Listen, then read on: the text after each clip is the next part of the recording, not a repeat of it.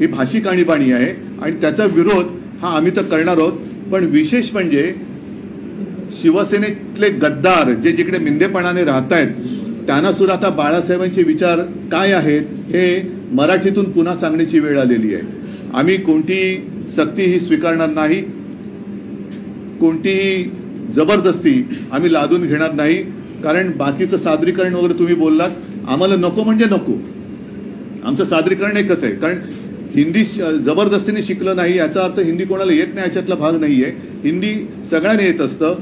मरे तर ते RSSचे भैया जोशी ते येऊन तिकडे मुक्ताफळं उधळून गेले होते की मुंबईची घाटकोपरची भाषा गुजराती आहे, म्हणजे मग तुम्ही असे सगळीकडे त्या भाषा जबरदस्ती करणार का? तर हे आम्ही काय चालू देणार नाही। मुळामध्ये एक लक्षात घेतलं पाहिजे की आपला देश हा संघराज्य पद्धतीचा आहे। आपल्या देशाची जी काय वाटणी झालेली, वाटणी म्हणजे मांडणी, वाटणीपेक्षा मांडणी, ही भाषावार प्रांतरचना झालेली आहे। प्रत्येक भाषेनुसार तिला तिचा प्रांत मिळालेला आहे। त्या भाषेला प्रांत मिळाल्यानंतर त्या प्रांताला राजधानी, मुख्यमंत्री हे सगळं मिळालेलं आहे।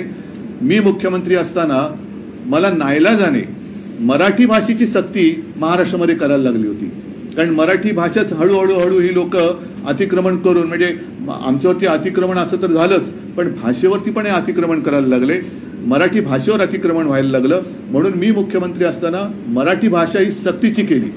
म्हणजेच काय की दुकानाच्या पाट्यात सुद्धा मराठीत पाहिजे, मराठी भाषा ही व्यवहारात आली पाहिजे। आता त्याही बद्दल काही लोक कोर्टात गेले होते, ते कोण होते, काय होते, कोणाच्या पाठीराखे होते हे आता उघड झालेलं आहे। पण मराठी भाषा जी मी सक्तीची केली होती तिचं पुढे यांनी काय केलं, त्याच्याबद्दल या सरकारने काय पावलं टाकली हे